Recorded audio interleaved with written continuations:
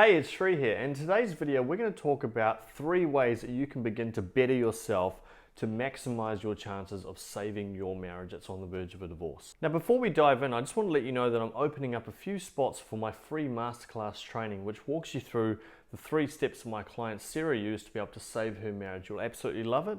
So just make sure you stick around to the very end and I'll give you all the details on how you can register. Now make sure you hit the subscribe button below so that every Sundays and Tuesdays at 9 p.m. Eastern Standard Time, you can receive the latest videos on how you can improve the quality of your marriage, how to understand more about male psychology, and just how to become the very best version of you. Now, if you haven't met me before, my name's Rajasekar, and I help women to be able to save their marriage and reclaim their self-worth by awakening their goddess within, but also teach them specifically about the masculine energy as well.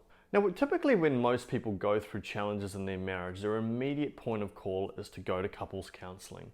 And I can understand why. You normally think, okay, well, if I get me and my husband to be able to go into the couples counseling sessions, then we can talk through some of these challenges and hopefully get to a resolution. But it's easier said than done. And part of the problem as well is that inevitably when people are going through these challenges, one person wants to save the marriage more than the other. And so we end up in a bit of a sticky situation because one person's putting all the energy and the effort into the marriage and the other person has kind of checked out. And it becomes really, really difficult. And so hence what I really believe in is, firstly, I believe that you can save your marriage on your own. Why? Because if you start to instigate change and you really start to become the best version of you, then what happens is you're breaking a pattern of behavior.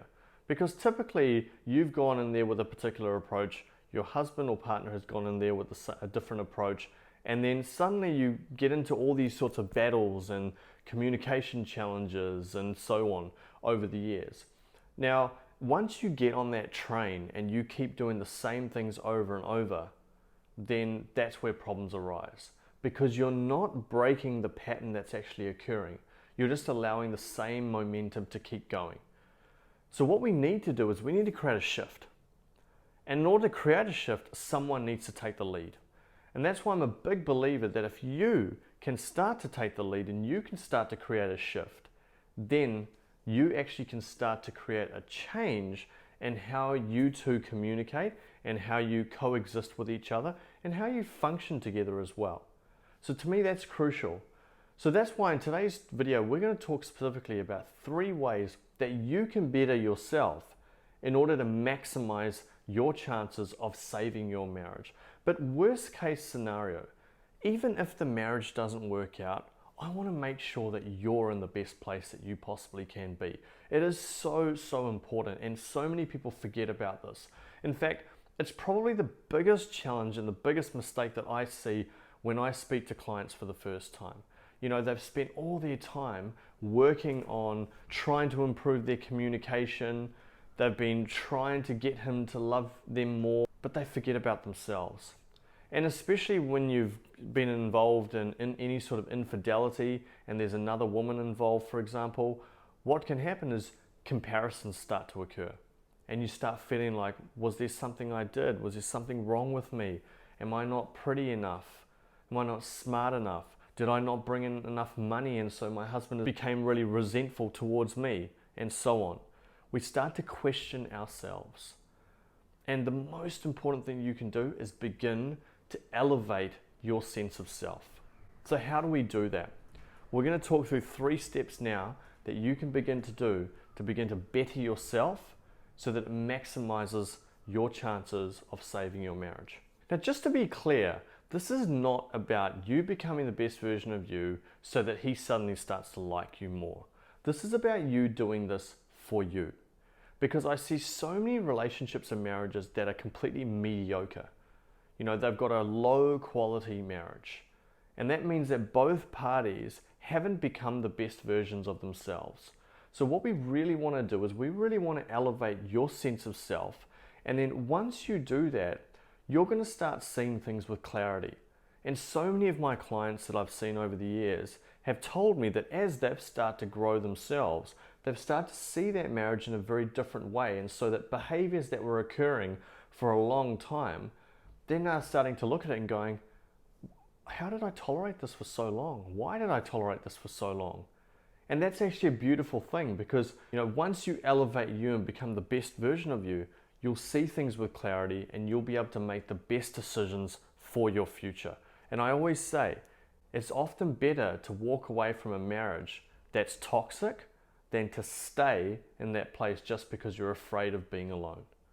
So it's really important to elevate that sense of who you are. So here are the 3 steps now. Now, number 1 is that you've got to raise your self-worth.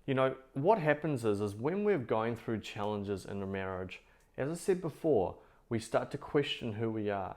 We start to question whether we're good enough. We start to question whether, we're smart enough or pretty enough or whatever it is. We start to question that. And the challenge is that we all have a universal fear that we're not good enough. And when we come from that place where we have that fear as our foundations, we're always going to take actions that aren't going to be for our greatest good. We're always going to try and overcompensate. If we feel like we're not good enough, we're going to constantly find ways to try and make us feel good enough. Whether that's going and buying fancy clothes, or whether it's buying fancy cars, or whether that's constantly on your husband's case to try and give you the love that you're needing because you're feeling empty inside. You don't feel like you're enough as you are. So once you start to elevate that self-worth and become the person that you are at the very core of you, you are going to notice a dramatic change in how you view things. So how do we go about raising our self-worth? Well, the first thing is you've got to adopt the belief that you are enough. We all came into this world pure love, pure spirit, and we got trained to have that fear that we're not enough. So the first thing that you want to remind yourself regularly, and you want to get into a habit of just looking yourself in the mirror, for a couple of minutes a day, and just tell yourself that you are enough. You are enough just as you are. You are perfect just as you are, and that you are perfect in your own imperfection. None of us are perfect, but we're perfect in our own imperfection. It's good to have your own flaws. It's good to have your own challenges. It's a part of our human existence. So when you recognize that you are enough just as you are, and you have that as your foundations, then you're going to start to give yourself a little bit more TLC and a little bit more self-care. And then secondly, you can start to engage in things that just bring you joy. Start doing things that make you feel alive, that give you a sense of empowerment, that give you a sense of joy in your life. Spend more time doing those things. And then thirdly, spend some time actually going and getting your nails done, or just pampering you for a little bit. It doesn't have to be all the time, but just a bit here and there. Once a week, give yourself something that actually brings you some sense of TLC or some sense of self-care as well. So those are 3 steps that you can begin to take to start to elevate your sense of self-worth. Now, the second step that you can take to begin to better yourself is to learn to step into your heart and not your head. Now, what I notice a lot of the time is that when marriages are, on the brink of a divorce, or someone's going through some challenges there, naturally they step into survival mode, and naturally they step into fear. And fear exists in the head, but we don't live in our heart. And a lot of the times is that when we're in our head, we're going to make decisions that are irrational.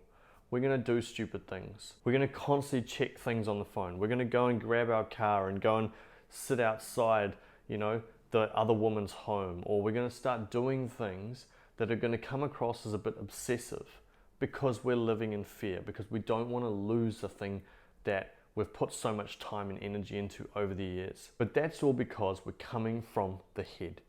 We need to start transitioning into the heart. And when you start transitioning to your heart, you're going to make the best decisions for you and for all concerned as well. You're going to make decisions that are for the greatest good of everyone. You're going to make decisions that are going to make you feel lighter as well. Because how many times have you, had moments in the past, I know I've had plenty, where, I was struggling in some particular area, I was stuck in my head, and I was thinking and thinking and thinking and thinking, and then what ended up happening was I would do stupid things. I would send silly emails, I would send silly messages. It just didn't serve me at all.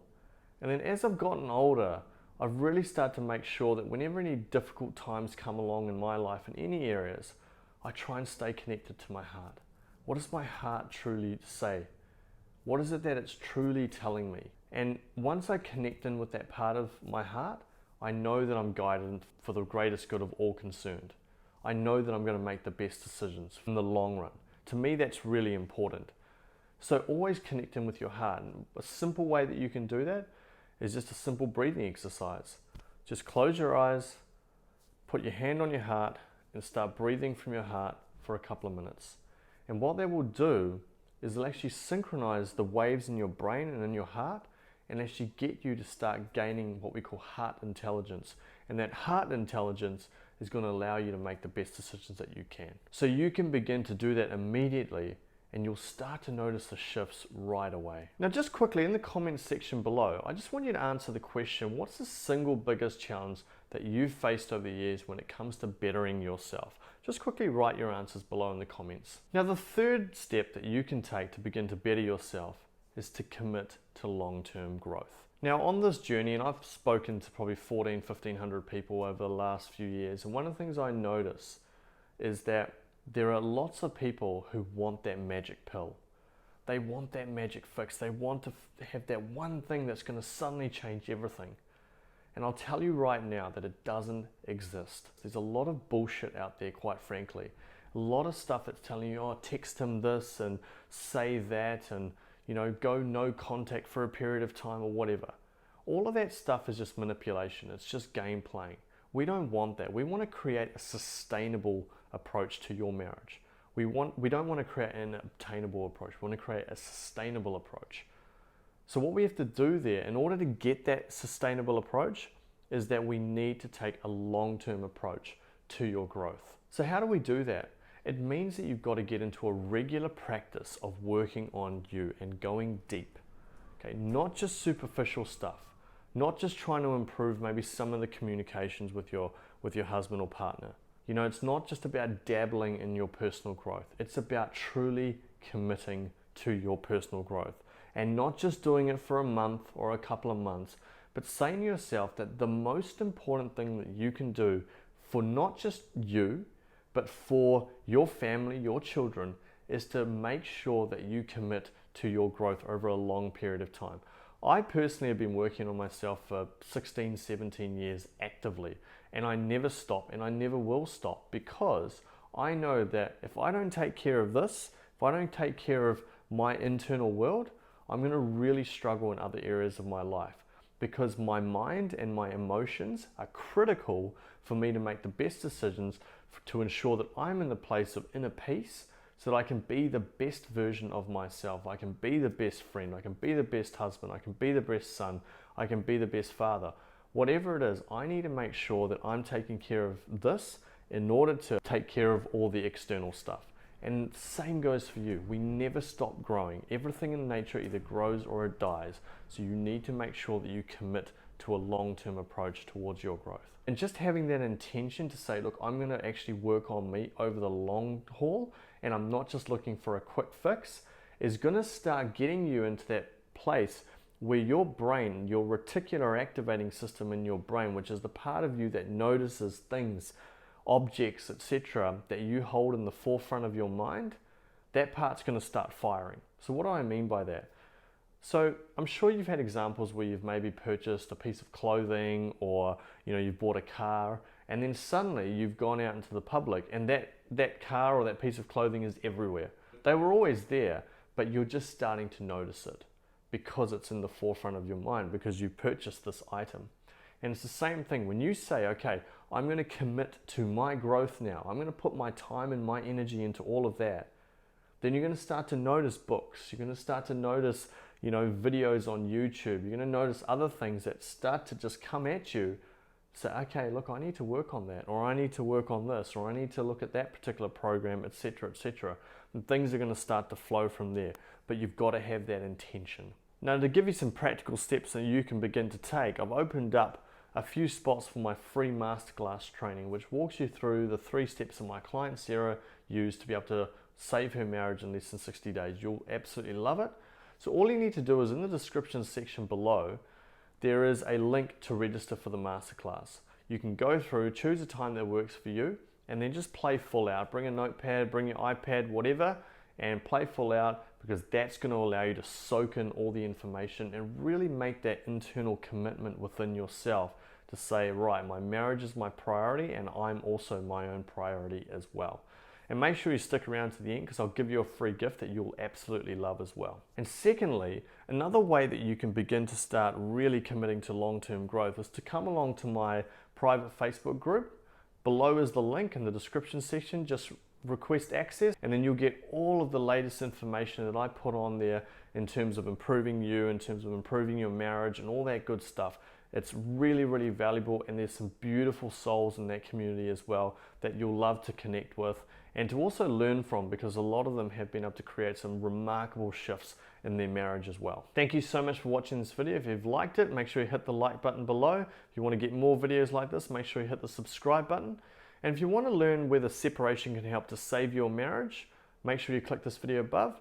And if you want to learn the 3 tips that you can begin to apply to prevent arguments in your relationship or marriage, make sure you click this video above. Thanks so much, and we'll talk to you in the next video.